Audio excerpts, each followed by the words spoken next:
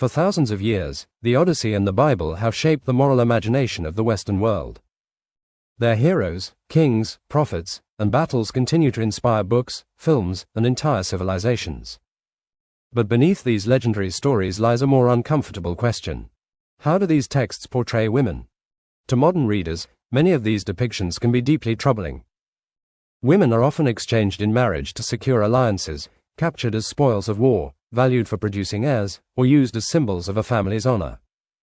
Yet these stories also emerged from societies where political power, property, and survival were organized almost entirely through patriarchal family structures. Understanding that historical reality does not require us to approve of it, but it does help us understand why these narratives depict women as they do. By comparing the Odyssey with the Old and New Testaments, we can see not only the shared assumptions of the ancient world, but also the important ways these traditions differ in their treatment of women, power, justice, and human dignity. Both the Odyssey and the Old Testament are celebrated as foundational works of Western civilization, yet they also preserve an unfiltered window into the social realities of the ancient world. Among the most revealing, and often unsettling, of those realities is the status of women.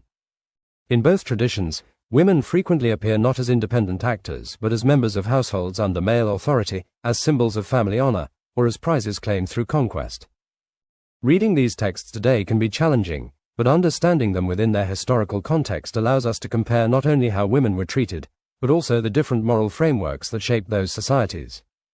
The contrast becomes especially clear when examining the treatment of women after military conquest.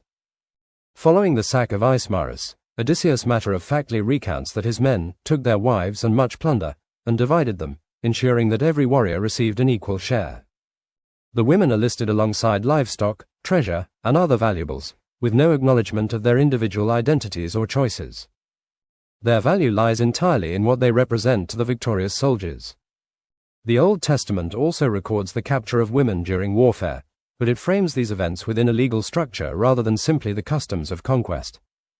In Numbers 31, surviving virgin women are counted among the spoils of war and distributed to the Israelites.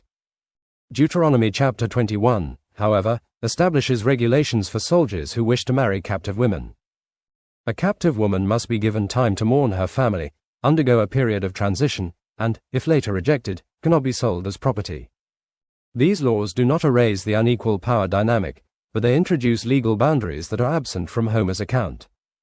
The two traditions also differ in how they portray women who become part of a household after conquest. In the Homeric world, captive women commonly became domestic servants and concubines. Their roles centered on labor and sexual availability, and they possessed virtually no legal standing or protection against their masters. Their fate depended entirely on the will of the men who claimed them. The Old Testament likewise recognizes concubinage as an accepted social institution.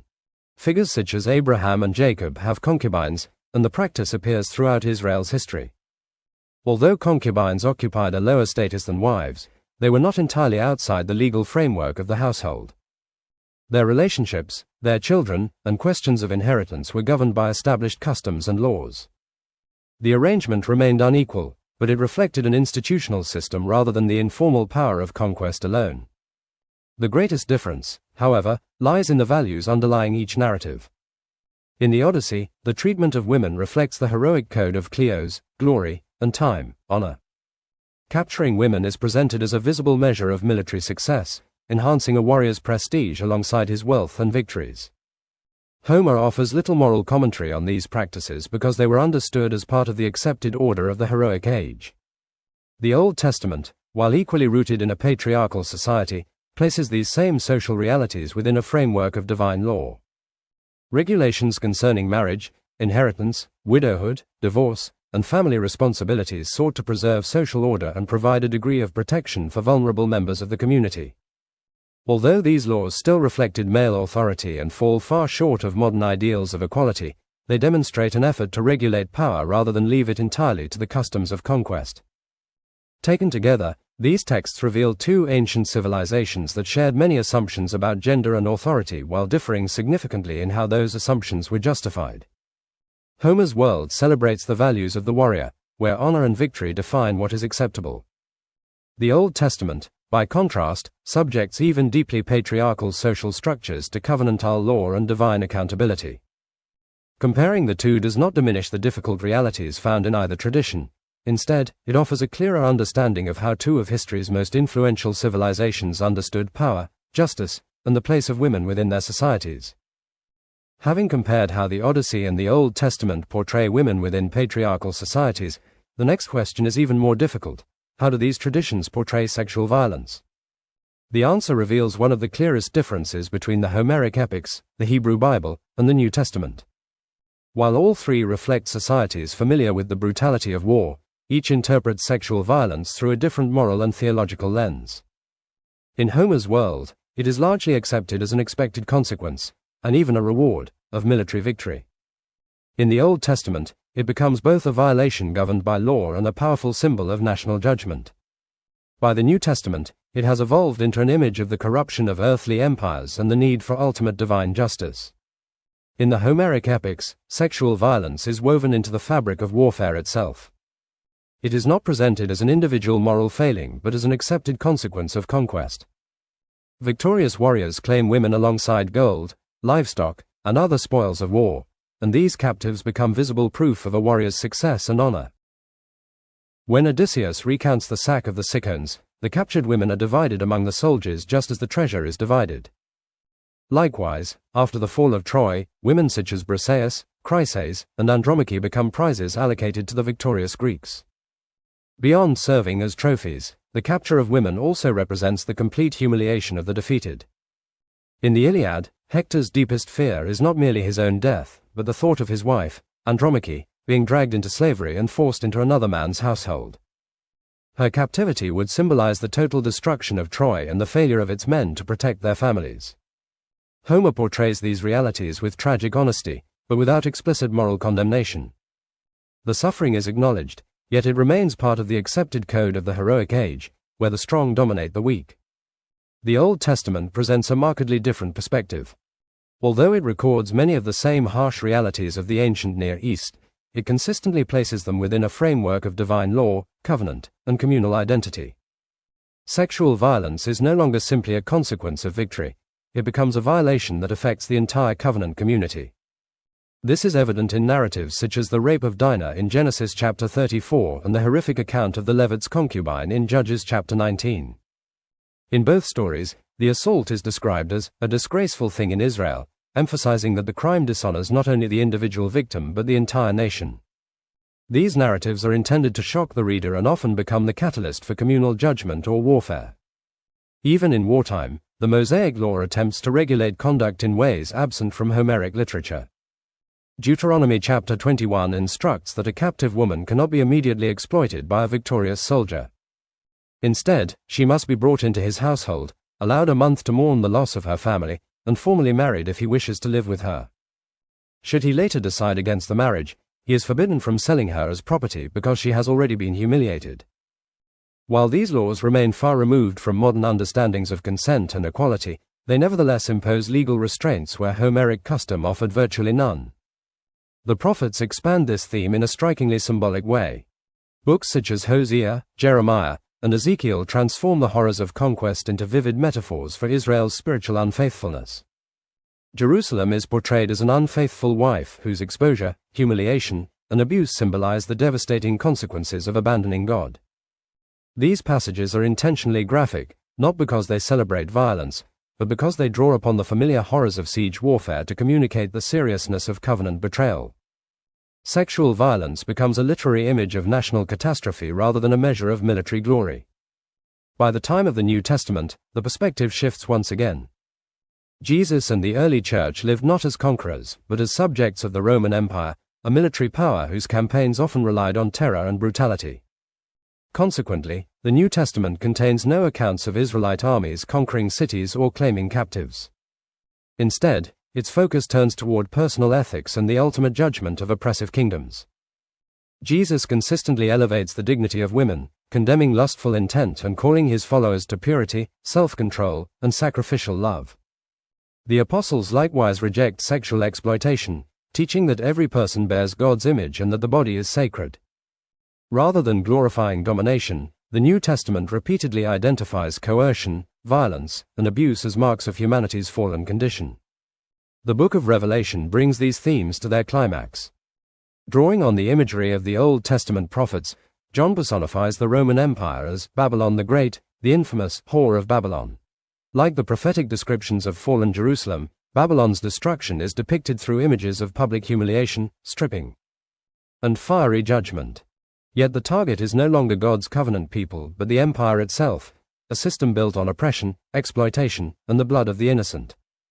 The imagery condemns imperial corruption rather than endorsing violence. Taken together, these three bodies of literature reveal a remarkable progression in how sexual violence is understood. In Homer's epics, it functions as an accepted instrument of conquest and a visible symbol of heroic success. In the Old Testament, it is increasingly constrained by law and transformed into a powerful metaphor for covenant faithfulness and national judgment. In the New Testament, it becomes associated with the corruption of worldly empires and the injustice that God will ultimately overthrow. Reading these traditions side by side not only highlights the realities of the ancient world, but also demonstrates how one of history's darkest aspects of warfare came to be understood through profoundly different moral, legal, and theological frameworks. One of the most difficult comparisons between the Odyssey and the Bible is their portrayal of sexual violence. Both emerged from cultures where war often brought the conquest, enslavement, and abuse of women, but they interpret these realities through very different lenses. As we move from Homer's epics to the Old Testament and finally to the New Testament, a clear progression emerges. What begins as an accepted reward of military victory becomes a violation regulated by law, a metaphor for covenant judgment, and ultimately a symbol of the corruption of earthly empires awaiting divine justice. In the Homeric epics, sexual violence is inseparable from the culture of conquest. It is neither debated nor condemned. Instead, it is treated as an ordinary consequence of war. Victorious warriors measure their success not only by the enemies they defeat, but also by the wealth and captives they acquire. Women are counted among the gera, the prizes of honor, that publicly affirm a hero's status. When Odysseus sacks the city of the Cicons, he matter-of-factly recounts how the women were divided among the victors alongside the plunder. Likewise, the fall of Troy ends with noble women such as Andromache, Hecuba, and Cassandra assigned to Greek commanders as war prizes. The practice served a purpose beyond possession. In the Iliad, Hector's greatest fear is not simply dying in battle, but imagining Andromache carried away into slavery, forced to bear children for another household. The violation of women becomes the ultimate symbol of a city's defeat because it destroys a family's future, humiliates its men, and transfers its lineage and labor to the conqueror. Homer presents these events with deep tragedy, yet without moral judgment. The suffering is real, but it is portrayed as part of the accepted order of the heroic world, where victory grants power over both land and people. The Old Testament reflects many of the same historical realities but reframes them within covenant, law, and communal identity. Rather than celebrating conquest, it repeatedly portrays sexual violence as something that pollutes the community and violates God's order. This perspective is evident in stories such as the rape of Dinah in Genesis chapter 34 and the murder of the Levite's concubine in Judges chapter 19. In both accounts, the assault is described as a disgraceful thing in Israel, emphasizing that the crime is not merely against an individual woman but against the entire covenant community. These narratives provoke outrage, expose moral collapse, and often lead to devastating consequences for the nation itself. Even in warfare, the Mosaic law attempts to regulate behavior in ways absent from Homeric tradition. Deuteronomy chapter 21 requires that a captive woman be given time to mourn before any marriage can occur and forbids her from being sold if the marriage ends. These laws remain rooted in a patriarchal society and do not reflect modern concepts of consent, yet they represent an effort to place legal limits on the absolute power of the conqueror. The prophets carry the theme further by transforming sexual violence into one of Scripture's most disturbing literary metaphors. In books such as Hosea and Ezekiel, Jerusalem is personified as an unfaithful wife whose exposure, humiliation, and abuse symbolize the nation's spiritual betrayal and the devastation brought by invading armies. The imagery is intentionally shocking because it reflects the horrors of ancient warfare while communicating the seriousness of covenant unfaithfulness.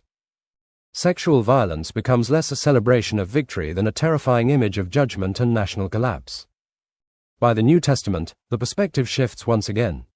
Jesus and the early church lived under Roman occupation rather than leading military campaigns of their own. As a result, the New Testament contains no stories of Israelite conquest or victorious armies dividing captives. Instead, it responds to a world shaped by Roman violence with a radically different ethical vision. Jesus consistently elevates the dignity of women and condemns lust, exploitation, and coercion. The apostles likewise teach that the body belongs to God and reject sexual immorality as incompatible with Christian life. Rather than viewing domination as strength, the New Testament presents self-control, sacrificial love, and mutual honor as marks of God's kingdom. The book of Revelation returns to the imagery of the prophets but redirects it toward the Roman Empire itself. Babylon the Great, the Whore of Babylon, personifies an imperial system built on wealth, oppression, exploitation, and violence. Her humiliation and destruction echo the language used by the Old Testament prophets, but the imagery now condemns the empire rather than legitimizing its power. The very systems that once weaponized conquest are themselves brought under God's judgment. Taken together, these texts reveal not only changing theological perspectives but also a common social reality. In both Homer's epics and the biblical world, the family functions as the foundation of society, the basic unit from which kingdoms, tribes, and nations are built. A household is more than a private home. It is a source of inheritance, political stability, economic wealth, and future generations. Because women were central to marriage, childbirth, and the continuation of the family line, they often became symbols of the household itself. To seize a woman was, in many respects, to seize the future of her family. This helps explain why sexual violence appears so frequently in ancient literature as a weapon of war. Its purpose extended beyond harming an individual victim. It was used to dismantle households, erase family identity, shame male defenders, disrupt inheritance, and demonstrate the conqueror's absolute control. In societies where family and monarchy were deeply intertwined through bloodlines, property, and succession, women's bodies became contested spaces upon which political power was displayed. Homer's epics largely accept it as the tragic logic of conquest and the price of heroic glory. The biblical tradition increasingly subjects it to law, portrays it as a consequence of covenant failure, and ultimately, in the New Testament, identifies such exploitation as a defining characteristic of corrupt earthly kingdoms rather than God's kingdom. Read together, these texts reveal both the shared assumptions of the ancient world and the evolving moral conversation about power, violence, and the value of human dignity. Women in the ancient world were rarely granted power on their own terms. Whether they were queens, wives, daughters, captives, or concubines, their social value was often defined by their relationships to men, their ability to produce heirs, or their role in preserving, or disrupting, a household's honor. Even women who held positions of influence, such as queens or noble women, typically exercised authority through family, marriage, or dynastic connections rather than through independent political power. At the opposite extreme, women captured in war were reduced to objects of exchange, labor, and sexual exploitation, their bodies transformed into symbols of conquest and domination. Across these traditions, femininity became increasingly entangled with sexual power, not because women possessed greater agency, but because control over women's sexuality became a means of asserting male authority, securing inheritance, humiliating enemies, and reinforcing social hierarchies. Reading these texts today requires acknowledging both their historical context and the profound human cost borne by women, whose experiences often expose the deepest inequalities embedded within the ancient world systems of power.